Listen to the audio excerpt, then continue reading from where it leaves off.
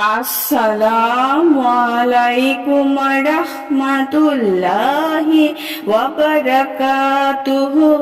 সুপ্রিয় সম্মানিত দর্শক ও শ্রোতা, আশা করি মহান রব্বুল আলামিনের দয়ায় আপনারা সকলেই ভালো আছেন। সুপ্রিয় সম্মানিত দর্শক ও শ্রোতা, আজকে হযরত ফাতেমা রাদিয়াল্লাহু তাআলা আনহার থেকে একটি ঘটনা বর্ণনা করব। ঘটনার শিরোনাম হচ্ছে পিতা হারানোর বেদনা।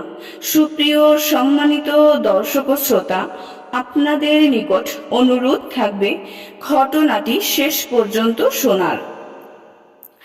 রাসূল সাল্লাল্লাহু আলাইহি ওয়াসাল্লাম 12ই রবিউল আউয়াল 11 হিজরিতে রোজ সোমবারে ইন্তেকাল করেন।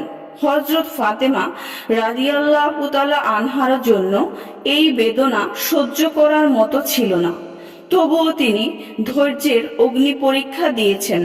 তিনি রাসূল সাল্লাল্লাহু আলাইহি ওয়াসাল্লামের ওসিয়তের উপর আমল করেন। শোকে কাতর হয়ে বললেন, আমার পিতা আজ তার মালিকের ডাকে সাড়া দিলেন। হে আমার পিতা, আপনার ঠিকানা আজ থেকে জান্নাতুল ফেরদৌসে। আমরা আপনার বিয়োগে এতটুকুই পড়ি যা আল্লাহ তাআলা আমাদেরকে শিখিয়েছেন, ইন্না লিল্লাহি ওয়া ইন্না ইলাইহি রাজিউন।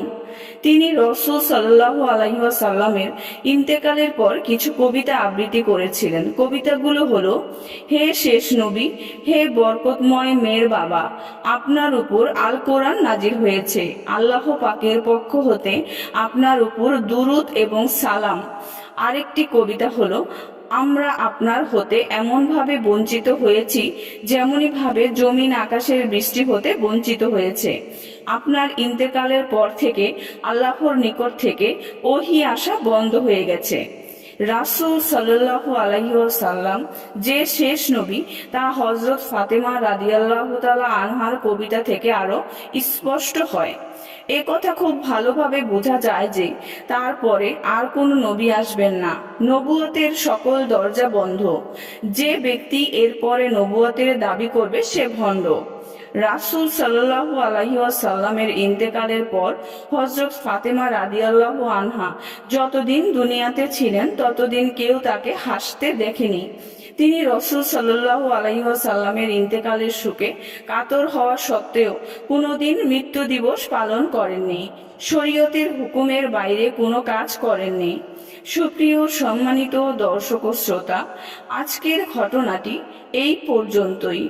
ঘটনাটি যদি ভালো লেগে থাকে অবশ্যই চ্যানেলটি সাবস্ক্রাইব করবেন, লাইক করবেন, কমেন্ট করবেন এবং বেশি বেশি শেয়ার করে দিবেন। সবাই ভালো থাকবেন। আল্লাহ হাফেজ।